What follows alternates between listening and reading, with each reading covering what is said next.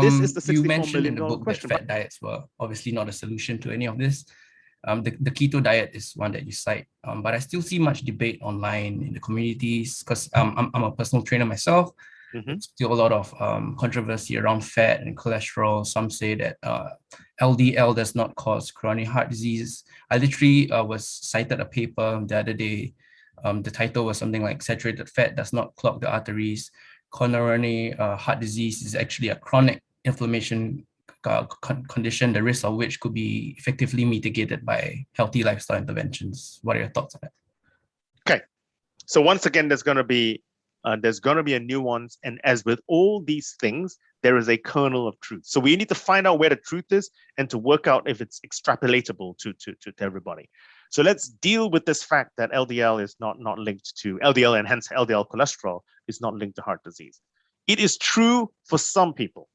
Okay, undoubtedly true for some people, in which you can have, because of their genes, that they can have as much fat as they want and it's not going to change their blood cholesterol levels. Oh. This is true for some people. Okay, I know, for example, it's not true for me, and I know it's not true for the vast majority of human population whose cholesterol levels are sensitive to diet.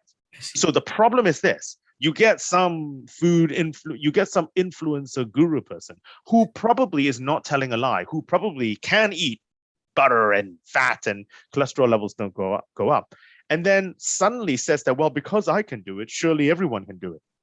Not true.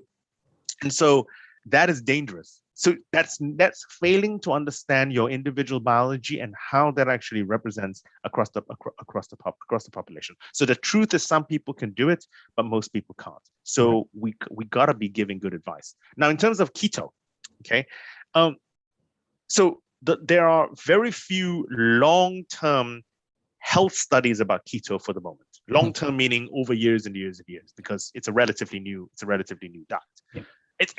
It's an old diet because it was originally created to treat epilepsy. Okay, and untreatable epilepsy, and forcing the brain to use more ketones than sugar appears to dampen down the seizures. But for the vast majority of people who are using it for health, we don't really know. So if you want to do keto safely, at least in the short to medium term, then don't immediately think steak and saturated fat.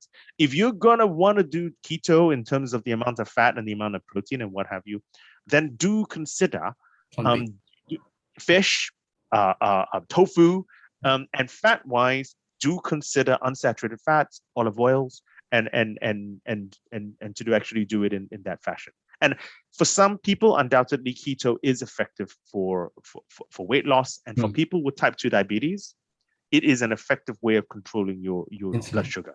So you see, there's a nuance there, right? But it's true with the fat, but what kind of fat, what the source of protein is, because of the fat that's associated with it, makes a big difference to the safety and makes a big difference to the kind of advice you should be giving. Right. Okay. Very nice. What about the latest trend then of taking ketone supplements? I'm not sure if you've seen it. It's all over the place online.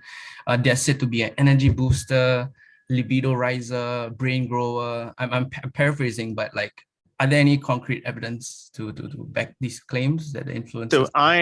So what I'll say here is, I am not an expert enough at it. I do know of their existence, but I certainly haven't seen any convincing papers that show they're effective. Does it mean that they're not? Not sure yet. I think they probably haven't been large enough, that they had large enough studies. But I think, as with most of these things, there's always going to be there very often is that little bit of truth. But I think we gotta let the sinusoidal curve come back down. And I bet you what we'll see is that these things fade out. Either fail, and this is a possibility, or their effect size or their effectiveness is a lot smaller than originally thought. Right. Since we are on supplements, then what are your thoughts on vitamin D, for example? I have so many WhatsApp messages from aunties and uncles telling me it's the next cure for COVID, and it's just forwarding me a lot of messages about vitamin D and telling me to ingest more of them. So vitamin D for COVID, I have nothing intelligent to say because it's not my area of specialty. However, it is undoubtedly true. Look, you live in Newcastle at the moment. I live here in Cambridge, and we're both tropical boys. We are. Okay. we're designed for 12 hours of sunlight and 12 hours of darkness, and actual real sunlight. And so I know, for example, that in the wintertime, and I've had it measured before, that I am slightly vitamin D deficient. And that's very different. That's a different thing, because clearly I don't burn easily. I tan a lot, like a classical Southeast Asian Chinese person. And so therefore the amount of vitamin D that I get in the wintertime is going to be far lower than my pale white friends. My wife's English, that, for example. So I don't know about COVID, so I won't mention about that. But undoubtedly, if you are deficient because of where you were brought up and where you end up living now, then do consider taking a vitamin D supplement. All right. I've also heard your advice for girls and teenagers, women trying to conceive in a previous interview you had. For gender equality's sake, are there any supplements for gym goers or aging men that you would recommend? For aging, not only, aging men and women, I think one of the most important things is actually, cardio is important, but actually the clearest marker of health, so not for living forever, but health in old age, is muscle mass beyond anything. Okay. And so what is absolutely critical as you get older, women, when you pass menopause, men probably, actually, you need to start thinking about it in your 50s and 60s, is to make sure you keep up with resistance training. And listen, I ain't talking necessarily about pumping iron, but move your body, move your body weight. Try to continue your press ups and get out of your chair and sit back down. And beyond anything, it is the amount of muscle mass you have as you get older, which gives you a better quality of life in aging. Now, this could involve, depending on who you are, protein supplements. So then there is a debate, right? Well, my son is 20 years old. Okay.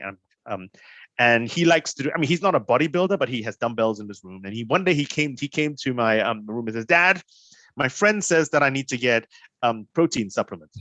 I'm going, I cook in the house. I'm going, hello, I give you a well-balanced diet, young man. What do you need protein supplements for? But then I did speak to someone who is an elite athlete. And he says that the likelihood is I am giving my son enough protein, but is he eating breakfast? So in other words, is he getting the protein at the right time of the day? And whereas a lot of us, most of us, tend to eat most of our protein at dinner. So I'm not a big breakfast eater. I need to get to work. You do what you have to do, but I exercise in the morning. So this is the interesting thing. I like to do my exercise when I first get up, then I have my cup of coffee, then I get on with my life. Then I have dinner in the evening. Whereas sometimes for some people, particularly as you get older, you want to deliver the protein at the time just after you do your exercise to maximize your actual recovery. So in that sense, a protein supplement, or maybe just having an egg or something like that immediately after, does make sense. So once again, it depends what you do, what your life is. But undoubtedly, for aging men and women, muscle mass is very, very important.